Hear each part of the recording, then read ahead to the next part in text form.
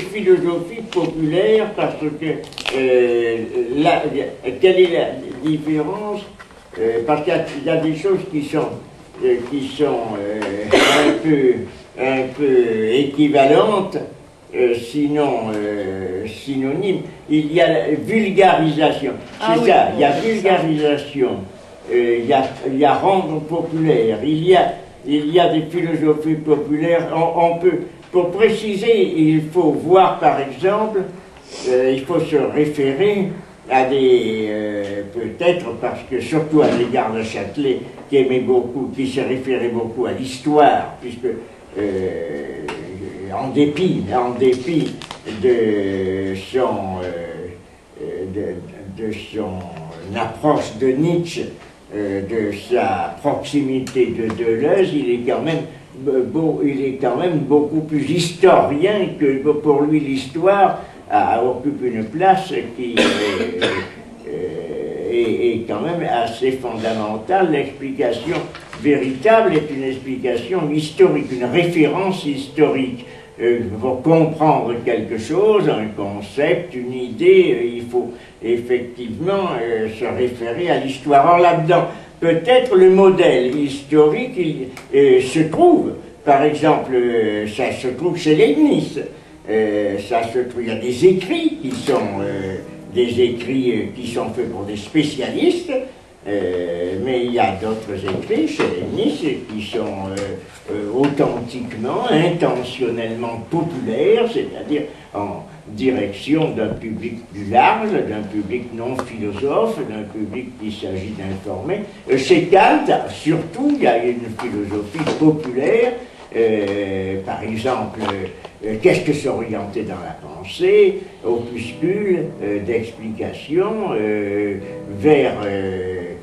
pour une paix éternelle, opuscule également en direction d'un large public, sur le droit de mentir, je ne sais pas, il y en a beaucoup d'opuscules. Il a lui-même d'ailleurs établi une liste ou une différence nette entre ces petits opuscules où il y a d'un tombe enseigneur en philosophie. Bon, il y a tout un tas d'opuscules ou qu'est-ce que la Aufklärung, les Lumières, ils sont de la philosophie populaire. D'ailleurs, l'Aufklärung, on pourrait dire, traite, comme on dit, en abîme, c'est-à-dire en prenant pour objet, pour contenu ce qui est le contenu même dans le titre, puisqu'il s'agit d'éclairer, mais en même temps de faire savoir ce que c'est que la lumière. Donc pour un large public, il y a tout un tas d'écrits de Kant qui sont en marge des œuvres qui incontestablement ne sont pas populaires, comme les trois critiques, ne sont pas populaires. C'est écrit évidemment pour des spécialistes et pour des gens qui peuvent être habitués à des déductions extrêmement difficiles, comme la critique de la raison pure, etc. Tandis que ces opuscules, à la fois par leur taille et par leur destination, par leur écriture, forment de la philosophie populaire. L'ensemble, on pourrait dire que l'ensemble de l'œuvre des philosophes français du XVIIIe siècle a fait de la philosophie populaire. La philosophie explicite de Diderot, de Rousseau, le Rousseau peut-être un peu plus difficile dans certains textes parce qu'ils sont plus démonstratifs comme le contrat social, mais appartient quand même à la philosophie populaire. Tandis que des œuvres comme celle mettons de Heidegger, par exemple, ou de Husserl, sauf peut-être dans le monde contemporain, on ne peut pas dire que ce soit de la philosophie populaire. Le problème a été posé plus ou moins, d'ailleurs, par des auteurs qui sont à chemin entre l'un et l'autre. Mettons, Foucault a voulu aussi faire quelque chose qui était populaire parce qu'il a participé au journalisme. Le journalisme a introduit quelque chose effectivement qui a modifié d'une façon assez profonde le style de la philosophie, mais qui fait que rarement, parfois, des auteurs arrivent à être populaires. Mais quand je pense à Derrida qui a toujours pratiqué intentionnellement et dans ses œuvres, dans sa volonté explicite, a voulu être populaire. Mais je dois dire que la pensée de Derrida, d'une part, et d'autre part, son style, ne correspondent pas très bien à ce qu'on appelle la philosophie populaire, y compris Deleuze. Il a fait des émissions dans comment ça s'appelle, l'abécédaire. Il s'adresse bien à un public, il est bien populaire. Il a été d'ailleurs incontestablement populaire, puisque des milliers, il y a eu des milliers de ventes, ou sinon des dizaines de milliers. Mais je dois dire que je considérerais... donc il faut problématiser. Je reprocherai peut-être pour ta thèse, il faut faire attention, ne sois pas aussi hagiographique. Tu es beaucoup trop hagiographique. Ton discours est beaucoup trop encenseur de ça. On encense beaucoup plus quelqu'un en ne l'encensant pas qu'en l'encensant. On ne peut pas dire... si tu dis que, par exemple, c'est admirable, texte admirable, il faut voir ça, c'est quelque chose d'extraordinaire, ça, ce n'est pas un éloge, parce que l'éloge, c'est lorsque l'on étudie, on montre justement qu'il y a dans le style, dans la manière de s'exprimer, dans la manière de poser les problèmes de Châtelier, il y a incontestablement quelque chose qui, en dépit d'œuvres qui ne sont pas populaires, mais au sens propre du terme, et même qui sont difficiles d'accès, c'est absolument certain, comme Logos et Praxis, ou la naissance de l'histoire,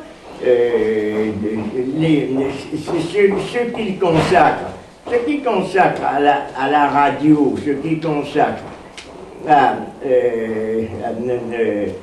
des écrits journalistiques est incontestablement, pour la plupart des cas, il faudrait voir, il y en a peut-être qui ne sont pas populaires, qui sont plus écrites ou prononcées pour un public spécialisé, mais généralement, on pourrait malgré tout considérer que ce qu'il a écrit entre dans le cadre d'une philosophie populaire, dans sa destination, dans son thème.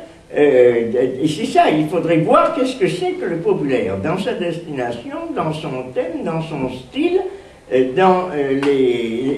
d'autre part, philosophie, parce qu'on peut être, et tu as eu raison de le signaler au début, c'est bien philosophie parce que c'est pas une philosophie populaire qui céderait justement à ce qu'on pourrait considérer au contraire comme la vogue du moment, les aspirations vagues d'un public, une philosophie correspondant à une pensée faible, à une pensée qui se laisse prendre à tous les leurres, à tous les faux concepts. Tandis que là, il y a quelque chose qui est philosophie dans la mesure où ce sont, il le dit je crois quelque part, où ce sont des constructions, des élucidations de concepts, mais qui sont faites de telle façon qu'elles peuvent être comprises par tout le monde, que ce soit dans le domaine politique, que ce soit dans le domaine scientifique, etc.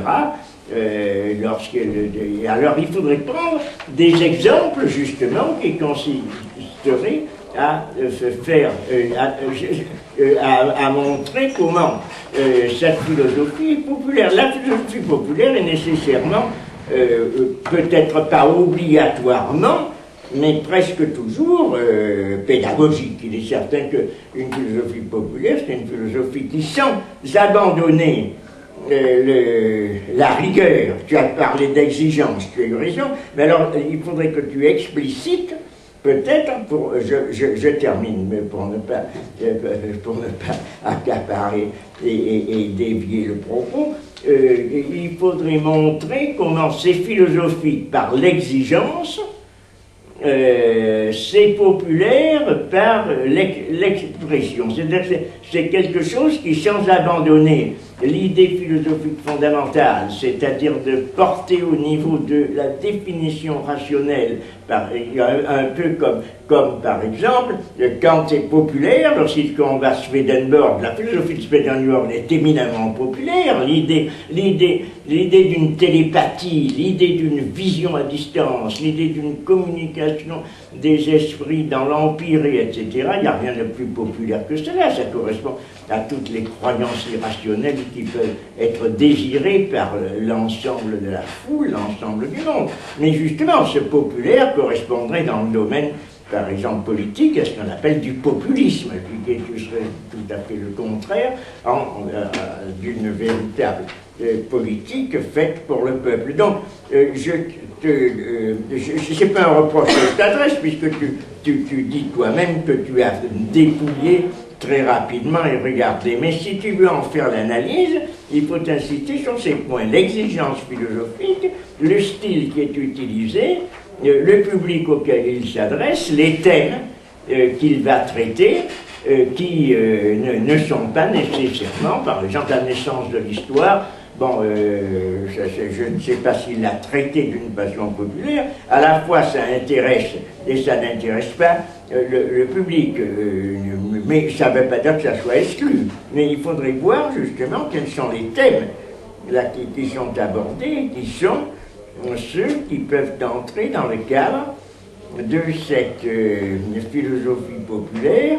Il y a eu une intention populaire, même des philosophes qui sont l'image même de l'obscur, comme Heidegger, ont bien eu des intentions populaires. On avait lu avec Georges Bleuss qui en avait fait, qui avait parlé de Max Ernst. Et Max Ernst a fait un compte-rendu extrêmement intéressant à la fin de la guerre d'une conférence de Heidegger qui avait soulevé l'enthousiasme du public d'une centaine de personnes, mais dont il se moque justement comme étant cette popularité d'une sorte de jargon qui est complètement, un peu comme Adorno ensuite a écrit le jargon de l'authenticité, qui soulève l'enthousiasme populaire, mais qui n'a rigoureusement rien de populaire dans son contenu ni dans sa forme. Donc c'est ça. Châtelet n'a jamais été systématiquement anti-heideggerien, mais la façon dont il manie le style et l'expression philosophique est très différente. Et ce n'est pas non plus, bien que Deleuze soit clair, soit souvent populaire dans un certain sens, il est certain qu'il y a des choses qui ne sont pas populaires, ou alors qui ont acquis une popularité d'une façon très bizarre, je dois dire, et un peu paradoxale, comme par exemple Mille Plateaux est devenu populaire, alors que c'est un des textes extrêmement difficile à comprendre. L'anti-Oedipe est devenu populaire, alors que si on prend une page de l'anti-Oedipe, il n'est pas du tout comment d'en faire l'exégèse ni l'explication littérale. Tandis que si tu prends une page de Châtelet, tu vois effectivement quelque chose qui est, c'est ce qu'on pourrait appeler la clarté même, l'exposition, la démonstration, et sans abandonner la rigueur et l'exigence. C'est ça que tu dois faire, c'est-à-dire montrer sur des exemples brefs de la façon dont Châtelet procède et dont il construit une véritable expression. C'est pas toute sa philosophie qui est comme cela, mais dans le domaine, dans la mesure où il s'est adressé par des voies médiatiques à un public, il est incontestable que sans abandonner que c'est une philosophie populaire, c'est-à-dire que sans abandonner l'exigence toujours d'un rationalisme, il est arrivé à faire passer des idées à un large public.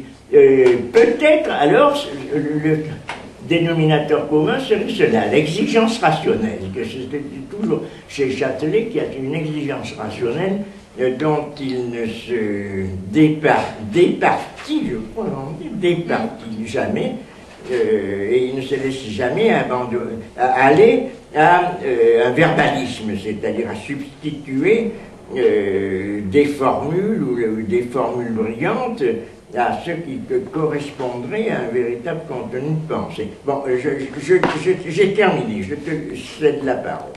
Je réponds. Je n'avais pas du tout envie aujourd'hui de faire ce que j'ai fait dans la première partie de ma thèse qui s'intéresse à la dimension populaire de François Châtelet, de son œuvre à travers les Lumières. C'était pas mon propos aujourd'hui.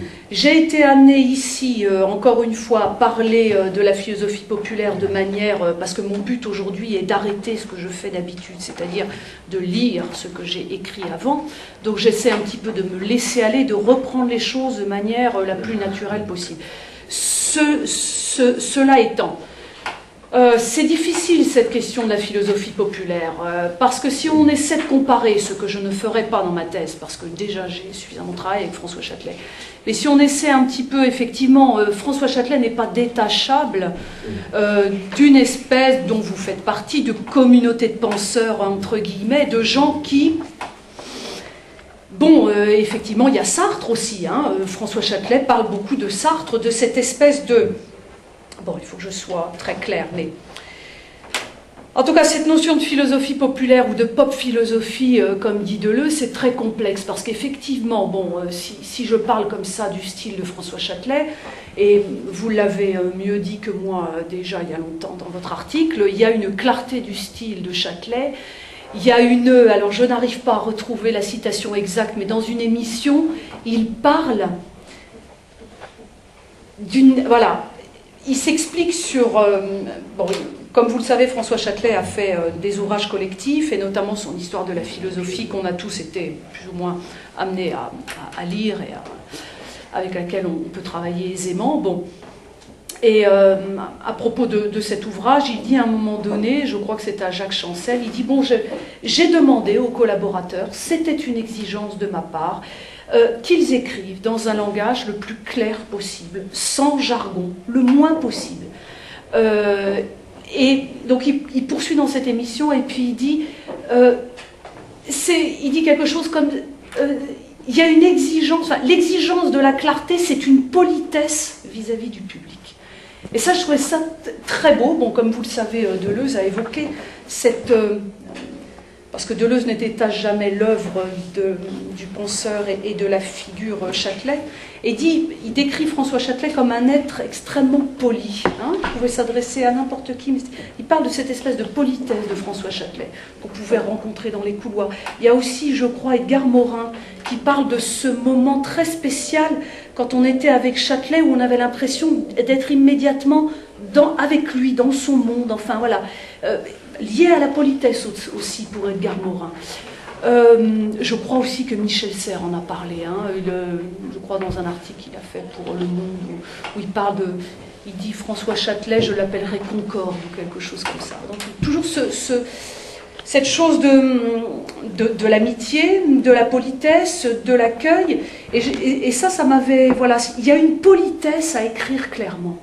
C'est faire preuve de politesse envers le public que d'essayer de leur donner des textes clairs qu'il va pouvoir appréhender le mieux possible. Donc peut-être, on pourrait dire avec François Châtelet, que effectivement, dans certains ouvrages, ça vous avez raison, parce que Logos et Praxis, on ne peut pas dire effectivement que Logos et Praxis soit d'une clarté absolue. Enfin, clarté, dans le sens où il y a nécessité d'utiliser un vocabulaire philosophique qui est essentiel. Voilà, il doit en passer par là. Donc effectivement, on ne peut pas mettre sur un même plan Logos et Praxis, ou même Naissance de l'Histoire, et puis à côté ces ouvrages collectifs qui, eux, effectivement, entrent absolument dans une démarche d'ouverture, de popularisation de la philosophie, enfin, à des publics qui ne sont pas les siens, comment dire, naturellement ou a priori, bon, je ne sais pas trop comment dire. Bon, d'autre part, je voulais quand même, bon, j'avais relu ça, mais pour cette idée de philosophie populaire, Bon, pourquoi j'en ai pas strictement parlé, pourquoi j'en ai pas fait strictement une étude là? Parce que, bon, François Châtelet s'exprime dans un texte de critique 1978, qui s'appelle « La philosophie malgré tout ».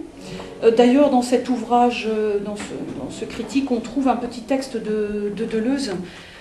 C'est là que Deleuze a publié « Philosophie et minorité », je crois. Hein, je vous dis ça tout de suite.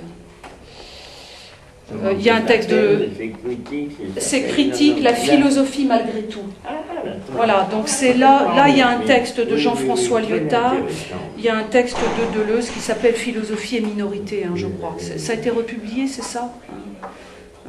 Et pourquoi malgré tout?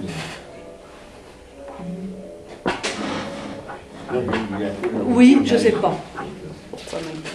Ah oui, parce que ça tombe, si c'est en 56, ça 78. Parce que ça, je disais, ça tombait au moment où la philosophie était en question. Ah, mais là, en 78 aussi, parce qu'il y avait... C'était, mais plutôt dans l'enseignement, parce qu'il y avait des attaques contre l'enseignement de la philosophie assez violentes de la part des ministères. Alors ça fait peut-être partie de cette défense de la philosophie qui avait été entreprise avec Derrida également. C'est ça, oui. Châtelet, Deleuze, etc. Voilà, donc c'est 3 ans après 75, après la réforme Abi, et ils sont dans les luttes avec Derrida pour la défense de l'enseignement de la philosophie. Comme vous le savez, Giscard d'Estaing voulait l'éliminer de l'enseignement, donc voilà. Donc je reprends, et du coup je reprends mon idée pour cette idée de philosophie populaire, parce que vous évoquiez Deleuze et d'autres. Oui. La philosophie populaire, elle est déjà dans le style. Bon, mais je crois que le terrain d'entente, c'est ce que vous avez pointé, le terrain d'entente, c'est ouvrir la philosophie, la clarifier le plus possible, hein. Deleuze, effectivement, l'a fait, mais sans jamais perdre l'exigence que réclame la philosophie. Alors ça, chez Châtelet, c'est évidemment, il n'arrête pas de le dire, et je crois que chez Deleuze, ça se voit de toute façon. Deleuze n'a jamais abdiqué sur la philosophie est un travail sérieux, c'est sérieux de faire la philosophie, c'est pas le grand n'importe quoi, et en même temps, je suis à Vincennes, et je l'ouvre aux fous, je l'ouvre aux détraqués, je l'ouvre aux travailleurs, je l'ouvre, mais son exigence, voilà, elle est toujours là et je la tiens. Alors toute la question est comment je continue à tenir cette exigence, à tenir cette difficulté de la philosophie, tout en l'ouvrant, en faisant que le plus de monde possible, enfin en tout cas intéressé par la philosophie, puisse appréhender ses idées. Bon, là, effectivement, il y a le style de Deleuze qui lui est propre, où parfois il a des pages absolument lumineuses, ou d'autres où la difficulté des concepts reste là, et où Deleuze, là, du coup, devient difficile. Chez Châtelet, c'est aussi ça chez Châtelet, je crois, oui, mais c'est ça. Mais c'est difficile, hein, c'est vrai que c'est parce que ça tient au style des philosophes aussi. Vous aviez évoqué Derrida, pour moi, personnellement, je ne fais pas de Derrida un philosophe populaire, pas dans le style. Enfin, le style Derrida et le style Châtelet, c'est l'opposé le plus total, même avec Deleuze. C'est variable. Voilà. En fait, pour moi... il y a des choses chez Derrida qui parfois sont tout à fait éblouissantes. Ouais. Enfin, là, ils sont pas sur le même... d'adresse directe, de compréhension, d'autres... Mais ça, c'est leur style, il y a aussi le style de Derrida, parce qu'on touche au style. Oui, on touche au style des philosophes. Ouais, ça. Voilà, exactement. Donc, comment ne pas juger, ça c'est aussi pas évident, quoi, quand on touche à ça. Bon, je voulais simplement, je précise deux secondes par rapport à la philosophie populaire. Donc, dans ce texte-là, de Châtelet, ça s'appelle « Idée d'une philosophie populaire », il écrit donc ça en 78. Et si vous le voulez, je peux vous lire ce qu'il entend par idée d'une philosophie populaire. Voilà, voilà, ça je peux vous le lire parce que je trouve que c'est très éclairant, évidemment à partir de Kant. Dans le titre de ces brèves propositions, l'expression philosophie populaire figure entre guillemets. Ah, très bien. Elle appartient en effet au vocabulaire de Kant, qui désignait ainsi les écrits destinés au-delà des philosophes et des savants, au public intellectuel, à ceux qui s'intéressent aux choses de l'esprit et en particulier aux affaires morales et politiques. En adoptant cette terminologie, il s'inscrivait en l'élargissant dans la perspective dite des Lumières. Il comptait sur ces intellectuels pour développer indéfiniment et de proche en proche la société des esprits, jusqu'à constituer le règne des fins, où chacun soit législateur et sujet, règne rendu possible par l'autonomie de la volonté. Car à ses yeux, donc aux yeux de Kant, l'accession à l'autonomie du peuple, définie non point comme messie, comme masse, comme nature organique, comme place, mais comme chacun et tous, constituait la force décisive de la lutte contre la tyrannie. Un tel programme peut sembler abstrait aujourd'hui, que les Lumières ont été partiellement détournées, accaparées, asservies par le pouvoir des États et des groupes qui y exercent leur despotisme. Il a cependant l'éminente vertu, semble-t-il, d'apporter des éléments importants dans la compréhension de ce à quoi sert la recherche philosophique.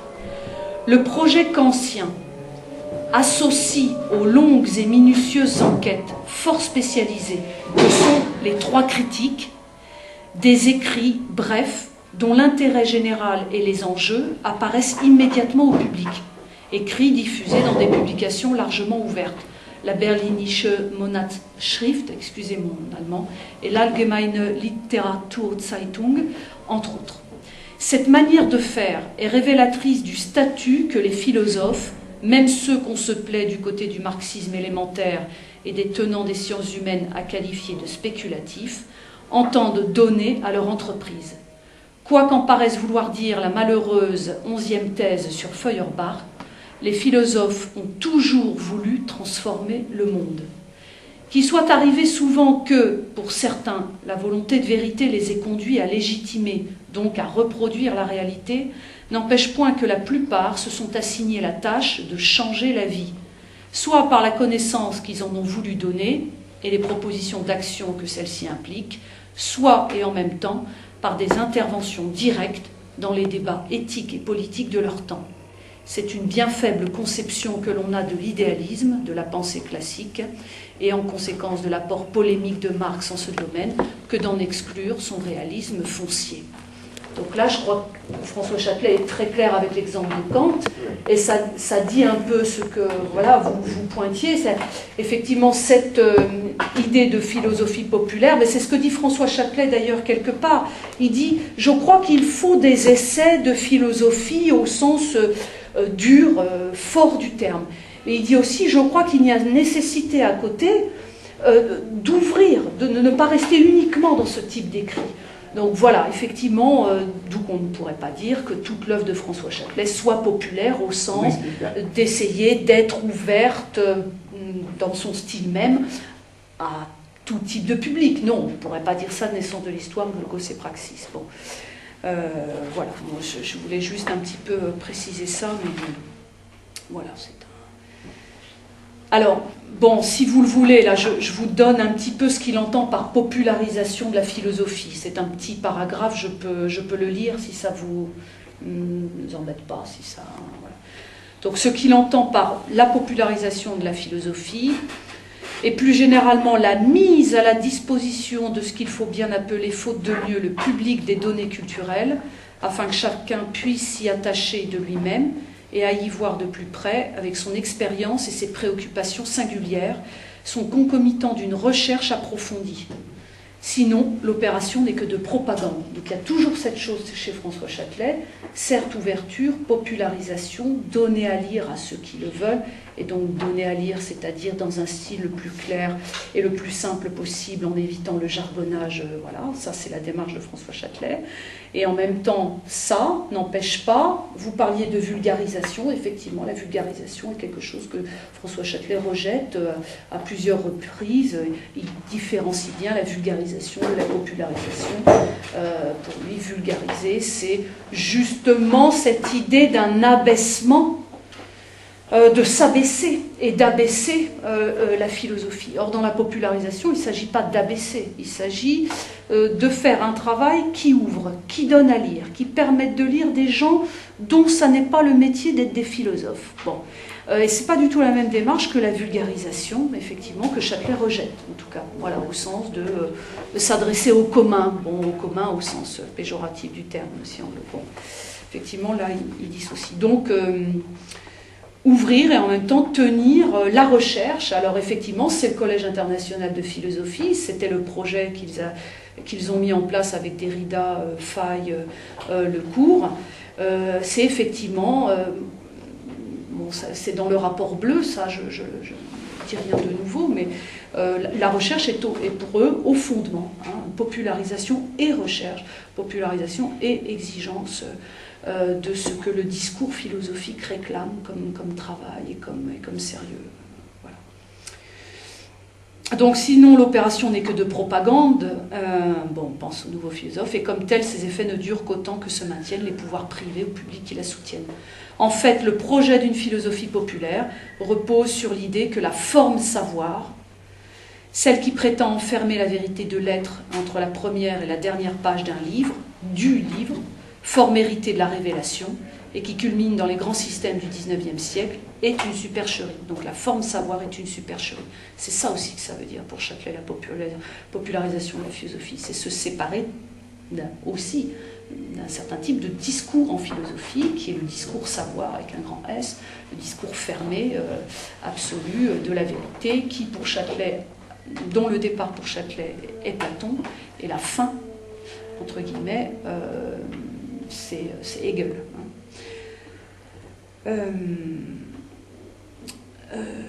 Donc est une supercherie, que cette forme est sans arrêt menaçante, donc la forme savoir, et nourrit les dogmatismes moraux et politiques, et qu'on ne la combat efficacement qu'à coup de connaissances. Bon, là je peux... Que l'élaboration de ces connaissances, effectivement les connaissances, alors là pour François Châtelet, ne sont pas du donné, ce n'est pas des informations. Alors là j'ai un texte que j'ai trouvé à l'IMEC, un article où très intéressant, où il distingue ce qu'il entend lui par connaissance et information. Ben oui, diffuser des connaissances, les connaissances, c'est comme les faits dont Pierre Bayle avait parlé dans son dictionnaire au XVIIe siècle, enfin, Pierre Bayle disait, les faits ne sont pas de l'ordre du donné, ils sont à établir, ils sont à produire. Ben, c'est la même chose, les connaissances doivent être produites. Donc il ne s'agit pas d'une espèce de passivité ou de reproduction du savoir, mais les connaissances ont à être voilà, établies, créées. Bon. Que l'élaboration de ces connaissances requiert en raison en particulier de ce contre quoi elle lutte, un contrôle discursif minutieux, hein, l'idée du contrôle, et son appareil de preuve approfondi. Voilà. Faire de la philosophie, c'est aussi prouver. Bon. Ce que l'on dit, voilà. C'est pas le discours du grand n'importe quoi, c'est pas le laisser-aller de la parole. Mais qu'elles ne sont pas pour autant essentiellement différentes des connaissances qui résultent d'autres saisies de la réalité qu'on nomme habituellement expérience. Donc toujours cette liaison entre connaissances, on pourrait dire empiriques, et puis les expériences de chacun, hein, et qui se manifestent entre autres lors des changements historiques par l'invention d'une société autre, etc. Voilà, donc un petit peu pour ce que ça peut engager très rapidement, la popularisation de la philosophie pour François Châtelet. Je dois dire que moi, c'est ce qui court tout au long de ma thèse, bon, et même encore dans la dernière partie, je reparlerai de ça, parce que je crois que c'est une des lectures possibles de cette œuvre aussi. Hein. Parce que ça engage tout un rapport de Châtelet à la philosophie même, à un certain type de philosophie, sa popularisation. Voilà. Alors, je sais pas, je sais, il est 16 heures. Je poursuis. Non, je poursuis. Je continue. Voilà, bon. Alors, bon. Non, tu me répondais à des questions. Voilà, alors peut-être y a-t-il des personnes qui ont également des questions à formuler et qu'il faudrait sur ce point-là leur donner la parole. Non? Oh, moi, ça me complètement. Peut-on dire que François Châtelet est un reporter d'idées au sens où c'est-à-dire qu'en fait, à partir du moment où on veut rendre la philosophie populaire, sans tomber dans la vulgarisation, est-ce qu'en fait on reporte l'idée au sens, c'est-à-dire cette rencontre entre l'intellectuel et le journaliste dont parlait Foucault au croisement de l'idée dans l'événement qu'il a essayé de faire au Corriere della Sera à la fin des années 70. Est-ce qu'on peut dire que Châtelet appartient à cette lignée des reporters d'idées que souhaitait Foucault? Je crois qu'on peut le faire. Mais quand François Châtelet parfois est amené à parler de lui ou de ce qu'il a fait, il dit voilà, j'ai écrit des livres de philosophie, des livres seuls, j'ai fait des ouvrages collectifs et j'ai fait du journalisme philosophique. Il le dit.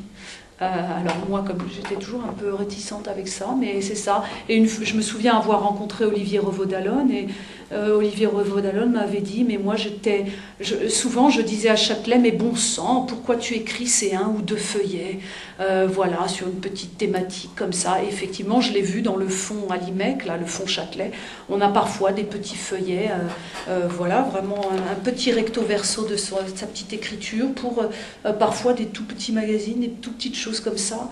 Ouais, là, je crois que, effectivement, il se disait, faire du journalisme philosophique, il le disait, voilà. Ça participe aussi de son geste, quoi. Vraiment. Ce que réclamerait pas Deleuze, par exemple. Hein, absolument pas, je crois pas. Enfin, c'était peut-être plus, beaucoup plus défiant Deleuze. Ouais. Est-ce que c'est pas tout de même une corde raide? Est-ce que c'est difficile, le journalisme philosophique, c'est-à-dire à quel moment on est un peu comme un funambule, un peu comme Philippe Petit le 7 août 1974 entre les deux Twin Towers, c'est-à-dire qu'en fait, faisant cet aller-retour, est-ce qu'il y a un moment, on ne risque pas de tomber soit dans le journalisme, c'est-à-dire dans une certaine vulgarisation, prostitution de la pensée, ouais. Oui, c'est ça. Ou alors, est-ce qu'on ne risque pas de tomber dans l'autre péché mignon du philosophe, c'est-à-dire parler dans sa tour d'ivoire pour ses pairs, et donc s'enfermer et friser le solipsisme. C'est-à-dire qu'en fait, ce pari du journalisme philosophique est toujours un pari quasiment impossible, que certains philosophes ont tenu, mais qui est toujours très délicat à tenir, mais qui est très intéressant, au fond. C'est vraiment ce que Lyotard, par exemple, vient de faire dans ses 4 leçons de philosophie qu'il avait fait dans le grand amphi de la Sorbonne en 1964. Pourquoi philosopher? Où en fait il a réussi à des étudiants qui entraient en propédeutique, à l'époque c'était la propédeutique, à initier au fond des apprentis philosophes sans vulgariser la philosophie, mais en faisant un véritable travail de reporter d'idées, c'est-à-dire en leur montrant en quoi le désir de philosopher, en quoi ce désir est fondamental, justement. Ça vient de paraître d'ailleurs aux presses universitaires de France. C'est-à-dire c'est tout de même un pari toujours délicat, que Foucault d'ailleurs a vite abandonné, au fond, parce qu'en fait il a vu un gouffre aussi. Mais c'est la notation de beaucoup de penseurs. Et je crois que Châtelet aussi va dans ce sens, à différence d'un Deleuze qui était plus, même si à certains moments il essayait, mais Châtelet a essayé aussi dans cette voie délicate, sans employer le nom de reporter de c'est délicat ce que l'on dit. C'est délicat, mais l'exigence, elle est la même dans l'enseignement pour Châtelet. C'est la même chose. La problématique, elle est la même. Pour lui, enseigner, c'est aussi tenir ce côté du populaire, quoi, de la philosophie. Enfin, la philosophie, il n'y a pas besoin de mettre grande, à la portée des lycéens, puisqu'il est très longtemps resté au lycée, Châtelet, une 20aine d'années, puisque sa soutenance de thèse s'était pas très très bien passée, donc il est resté sur la 2e liste, je crois, très longtemps. À l'époque, il y avait 2 listes. Et donc, la première fois qu'il entre à l'université, c'est quand il est appelé par Foucault, donc en 69. Donc, à partir du moment où il a eu l'agrégation, c'est-à-dire en 48 ou quelque chose comme ça, jusqu'à 69, il a été prof de lycée, et notamment, aussi prof de classe prépa. Mais l'exigence, elle est... Dans l'enseignement, on retrouve aussi cette exigence de François Châtelet. Et c'est d'ailleurs, là, je termine la 3e partie je tourne autour je traite la question de l'enseignement chez François Châtelet. Et c'est vraiment ça, c'est que d'une certaine manière, ce qu'il a fait dans son œuvre et ce qu'il a été comme enseignant et ce qu'il a aussi produit en termes d'institutions avec Derrida, le Collège international de philosophie, ou ce qu'il a fait ici à Paris 8 en tenant ce département et en tenant, c'est-à-dire aussi en termes d'idées, et de ne pas lâcher justement cette exigence de la philosophie tout en la destinant pas a priori à un public meilleur qu'un autre ou plus doué qu'un autre, ça se retrouve effectivement dans tous les compartiments de la vie et de la pensée de François Châtelet. Vraiment, ouais, ça dans l'enseignement c'est très très clair. Bon là, ça n'est pas mon propos, mais effectivement, la grande réflexion de François Châtelet sur l'enseignement qui va jusqu'à la fin de sa vie. À la fin de sa vie, il n'y a plus rien qui est détachable, quoi. L'enseignement est fondamental. Continuer à ce que la philosophie soit présente au lycée, mais qu'elle soit présente aussi en dehors des institutions traditionnelles, qu'elle s'ouvre, en même temps qu'on la maintienne comme recherche, comme exigence, enfin... Et toujours cette volonté qu'il a, comme je vous le disais, jusqu'au bout, de faire des émissions radio, de continuer à dire et à parler, voilà, à la fin de son existence, enfin, tout se rencontre, tout est là, quoi. Donc je crois que le nœud, c'est ça, c'est son rapport à la philosophie. Comme le disait René Scherrer, la question de la philosophie chez François Châtelet, voilà, c'est vraiment ça que montre la popularisation de la philosophie, ou une philosophie populaire, d'où aussi dans le fond François Châtelet, j'ai trouvé une lettre adressée à Jack Lang au moment où Lang fait son discours à Mexico, c'est ça, où il s'attaque un petit peu aux Américains et à ce qu'ils font de la culture, de la culture de masse. Voilà, c'est la question, voilà, on touche à la question de la culture, enfin, et la philosophie chez François Châtelet. Enfin, ça n'est pas déliable tout ça. La question de la popularisation de la philosophie, l'ouvrir en même temps, tenir son exigence et son sérieux, ça a aussi partie liée à ce qui est fait de la culture dans les sociétés actuelles. Je veux dire, la philosophie manifeste ça, et là pour en plus le tenir. Enfin, Châtelet, c'est ça. Donc cette lettre qu'il écrit avec Jack Lang, à Jack Lang, porte sur la culture et la manière dont ce gouvernement de gauche devrait, en tout cas, prendre en compte la question de la culture. Oui, c'est ça. C'est un bon exemple, parce que le mot de culture a été, et est encore d'ailleurs quelque chose qui est la substitution d'un mot que l'on pourrait appeler un mot qui est à la fois un argument et un masque, une sorte de dissimulation. Quand on brandit culture, c'est ça, on reste dans le vague, ou alors c'est un argument massue que l'on assène, ou alors c'est à l'inverse, le mot de culture, selon la fameuse expression de Goebbels, ça devient quelque chose qu'il faut combattre, parce qu'elle recouvre justement tout ce qui a été les entreprises. Quand il a dit, quand j'entends culture, je sors mon revolver, ce qui signifiait que le mot culture exprimait justement tout ce contrepoids. Le nazisme voulait combattre, mais ensuite ça s'est inversé, le mot culture est devenu une sorte d'argument.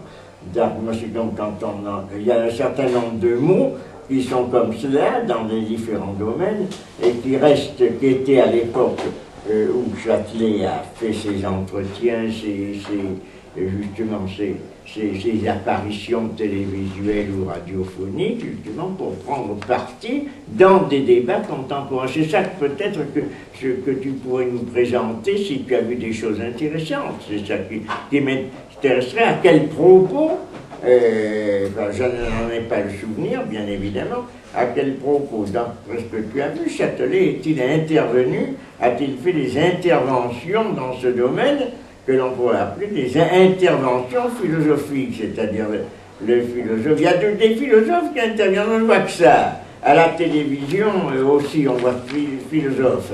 C'est pour ça que j'avais fait une sortie, je ne sais pas, l'année dernière, en présent, le mot de philosophe est devenu tellement galvaudé que l'on n'ose même pas de prononcer le mot de philosophe et se dire philosophe, et qu'à très juste raison, Deleuze avait dit qu'il ne voulait pas être présenté comme philosophe, mais comme professeur, parce que le mot de philosophe était trop galvaudé. Châtelet ne s'est pas emparé de ça, mais autour du terme de culture, je crois qu'il y a eu des débats intéressants, justement, sur lesquels tu pourrais regarder. Enfin, je te laisse la parole. Non, là, je ne peux pas embrayer comme ça sur la culture. C'est là, je ne saurais pas avoir des arguments intéressants, d'autant plus que j'essaie de retrouver ce qui... Mais dans tes archives, puisque tu dis archives, quels sont les points justement d'intervention? À quel propos est-il intervenu là-dedans? Si je prends l'ordre chronologique, par exemple, il y a des émissions qui sont consacrées à la sortie de l'histoire de la philosophie, par exemple. Oui. Donc, où interviennent ceux qui ont participé à l'histoire de la philosophie. Voilà, en 72, il y a 3 émissions qui tournent autour de son ouvrage collectif, l'histoire de la philosophie. Voilà. En 73 aussi, il y a une émission, puisque bon, les ouvrages de l'histoire de la philosophie sont sortis à quelques mois de distance, donc entre les années 72 et 73. Là, j'ai quelques émissions où il revient complètement sur la démarche de l'histoire de la philosophie, qu'est-ce qu'il a voulu y faire, voilà. Donc, alors, moi, aujourd'hui, effectivement, là, on est parti dans autre chose. Moi,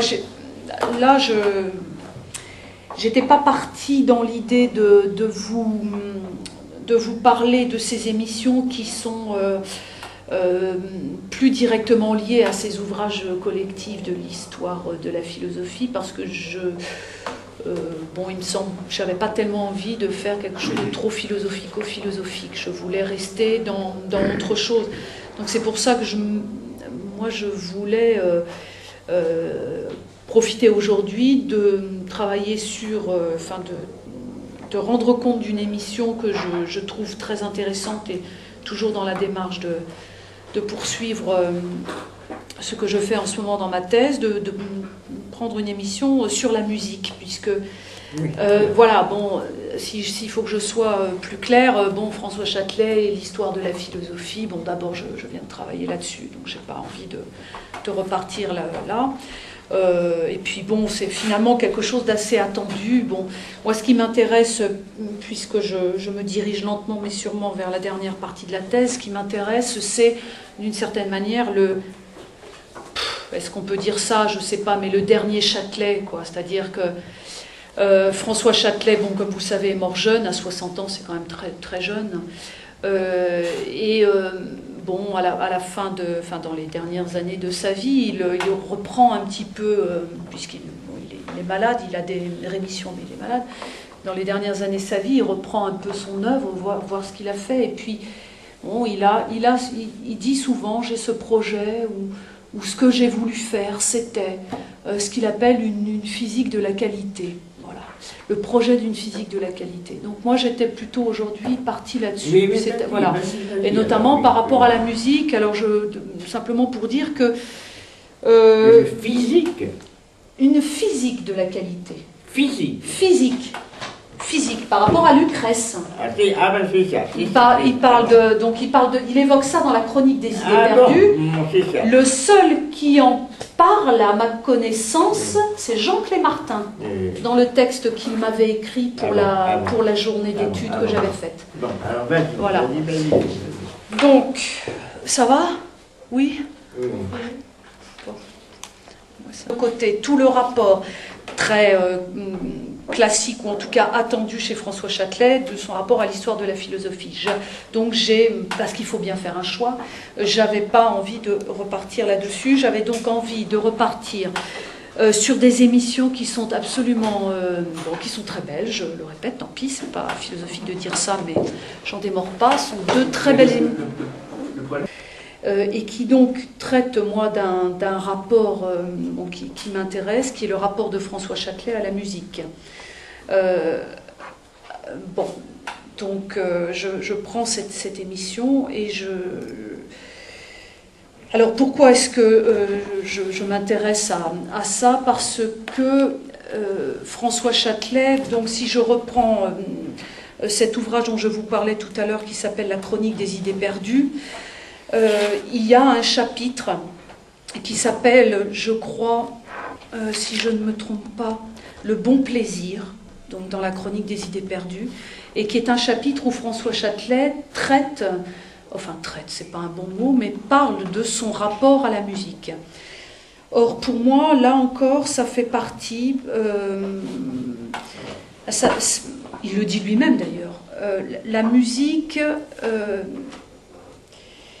manifeste là encore son rapport à la philosophie et, je dirais, une destitution ou la destitution d'une certaine image de la philosophie. Voilà, donc c'était un peu là-dedans que j'étais avec cette émission sur la musique. Donc ce concert égoïste. C'est une émission de radio? Oui, je ne parle que d'émissions de radio, je ne m'intéresse pas à la télévision, puisque dans la transcription, ça ne marche pas. Donc la présentatrice, je ne la connaissais pas, mais je vous la donne quand même, puisque c'est quand même l'auteur de cette émission. Elle s'appelle Claude Maupomé, et elle a fait 2 émissions sur France Musique avec François Châtelet sur la musique, et ce sont de très très belles émissions, au sens où elles sont très très bien pensées, voilà, et où François Châtelet, là, s'exprime de manière libre. Donc, on le laisse parler véritablement. Donc, comme on a parlé beaucoup, je vais sauter. Et qu'est-ce qu'il dit, lui? Alors, voilà, donc là, dans cette émission, donc cette émission commence par où il se présente un petit peu lui-même, mais ça, je vais laisser, et où il évoque son rapport à la musique dans cette émission. Alors, ce qu'il dit de la musique... il y a déjà le rapport de François Châtelet à la musique, c'est un rapport où il refuse absolument la sociologie de la musique, c'est-à-dire de considérer, d'avoir un rapport avec la musique qui soit de l'ordre d'une sociologie. Pour lui, il le dit,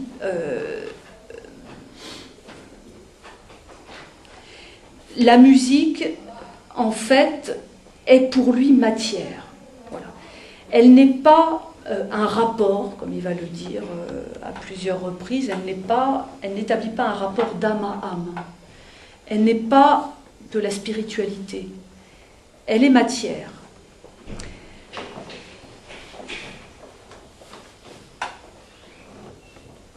Du coup, je suis complètement... La sociologie de la musique m'agace à un point incroyable. On ne peut pas faire une sociologie. Que dit-il? Par exemple, la sociologie de la musique m'agace à un point incroyable. On ne peut pas faire une sociologie de la musique. Il faut d'abord expliquer ce qui se passe dans la musique, dans notre musique, dans la musique de la culture occidentale, puisque c'est malheureusement la seule que je connaisse et que j'apprécie. Peut-être les deux vont ensemble. Je crois que les autres musiques valent très largement, mais je ne les connais pas. Pourquoi elles ne figurent pas dans ce concert? Oui, je suis très irritée par les prétentions à déduire ou à induire la réalité musicale d'autre chose qu'elle-même. Qu'est-ce qu'il dit? Je suis très irritée par les prétentions à déduire ou à induire la réalité musicale d'autre chose qu'elle-même. Alors, en ce sens, de cette manière... Ah oui, je comprends ce que ça veut dire.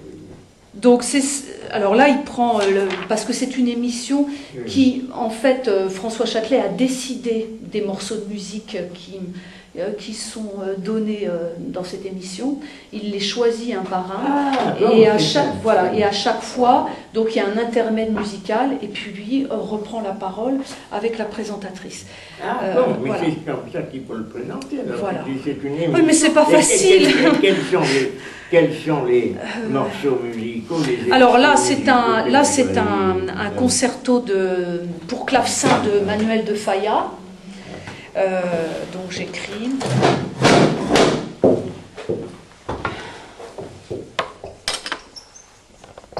C'est un concerto. Oui, c'est intéressant, parce que c'est la culture musicale de Châtelet. Parce que s'en est emparé à partir de Verdi, dont il parle d'ailleurs. De Périclès et Verdi, ouais. Dans la chronique des idées perdues. Voilà. Donc dans les années de démolition. Voilà, donc ça c'est Manuel de Falla, le concerto pour clavecin. Voilà. Alors,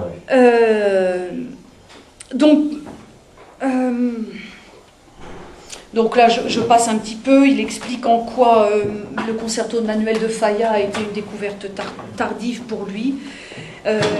Et puis, il explique ce que ça fait.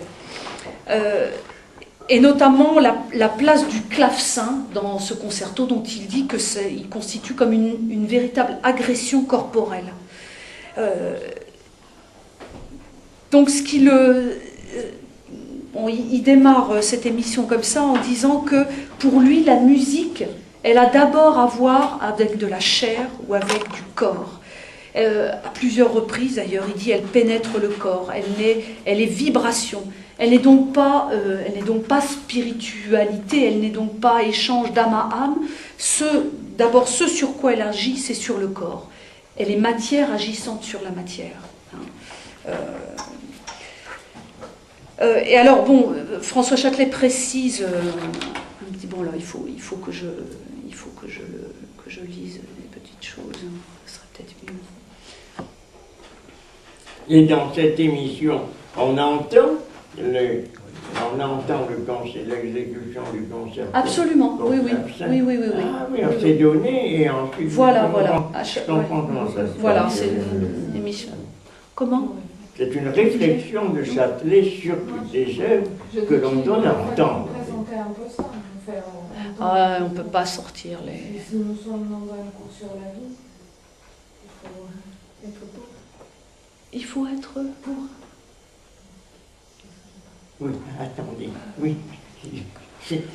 Déjà, ce n'est pas tellement commode d'entendre parler d'une émission que l'on n'entend pas et qui a été retranscrite, donc il faudrait mieux laisser parler intégralement Nathalie pour que moi qui suis sourd, et en plus pour comprendre une émission que je n'entends pas et retransmise à partir de... C'est très difficile. Donc il faut et n'ayant pas présent à l'esprit le concerto de Manuel de Falla. Donc c'est pas commode. Donc prends la parole. Je vais lire ce que dit François Châtelet ici. Oui, je suis désolée, effectivement, je parle de choses et je ne peux, mais ça, on ne peut pas sortir les émissions de l'INA. Hein. Bon, vous savez qu'on ne rentre pas à l'INA comme ça. Hein. Et que ceux qui peuvent sortir des émissions sont des journalistes accrédités ou des gens qui font des ouvrages. On ne sait pas donner, on ne peut pas les sortir les émissions. Hein. Voilà, il n'y a que... Je ne parle pas des émissions, je parle de la musique. Ah, ça... Attendez. Oui, bien sûr. Prends la parole. Oui, donc je ne vais pas dire à qui il fait référence, je vais simplement donner ses idées comme je voulais le faire au départ. Vas-y. Donc voilà Voilà, donc pour lui, pour Châtelet, là il le dit, ce à quoi je suis peut-être le plus sensible, c'est le fait que c'est une musique toute de chair, toute de corps. Quand je parlais d'agression par le clavecin tout à l'heure, je parlais effectivement du fait que c'est une musique qui vous pénètre, qui pénètre le corps de l'auditeur, et pour moi c'est une manière de critère de la réussite musicale. Que ce soit la caresse ou que ce soit la violence, la musique a un rapport avec le corps, et une musique qui ne réussit pas ça manque. Si elle s'adresse seulement à l'anecdote, ça ne va pas. Il faut aussi que le corps soit en jeu. Alors, François Châtelet, cela dit, précise un petit peu après que le mot corps est peut-être pas tout à fait adéquat, au sens où il dit que le mot corps, l'expression n'est pas bonne, dit-il, parce que le corps, ça fait toujours penser aux données biologiques, au médical. Donc il dit, si